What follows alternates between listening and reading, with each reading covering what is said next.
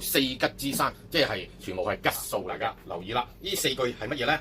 就係咧上爻一動就為生氣，中下二爻就則為醫，三爻全換就可延年，三爻不動就為復位。好啦，呢四句係好啦。上爻一動為生氣，其實呢個動字係咩意思咧？動嘅意思就為變，最簡單一句説話，窮則變，變則通，所以咧，我哋好多時咧就會用呢個陰陽互變嘅原理咧嚟去揾到唔同嘅叫做途徑或者方向或者能量上面嘅運用嘅。上爻一動為生氣，即係將最頂三支爻入面最頂嗰個陽變陰或者陰變陽。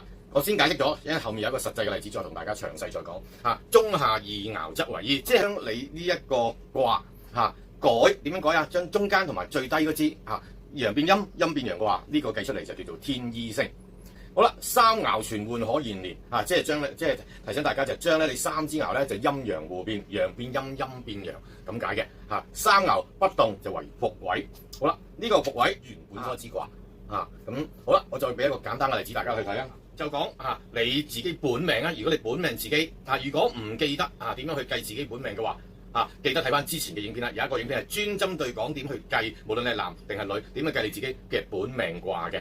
好啦，乾卦乾就3年啦。好啦，如果你嘅本命卦係乾卦嘅話，好啦，咁我哋就用口訣咯。上爻一動為生氣，準備好你筆記未先？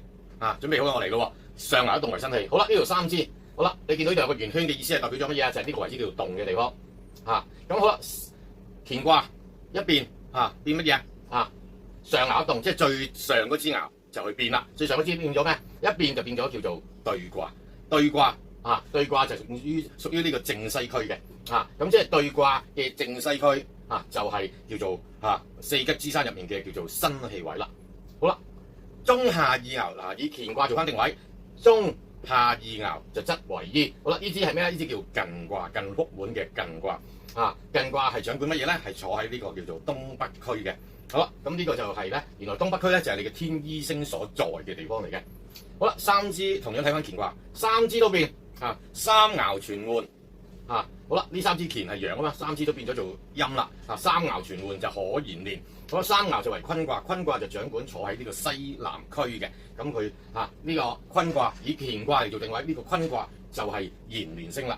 爻不動咧就為復位。好啦，呢度三支爻乾卦。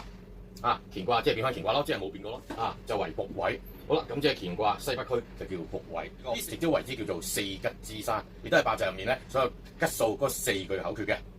稍後再同大家講八字入面嗰個四空之數啦，稍後再講同大家見面。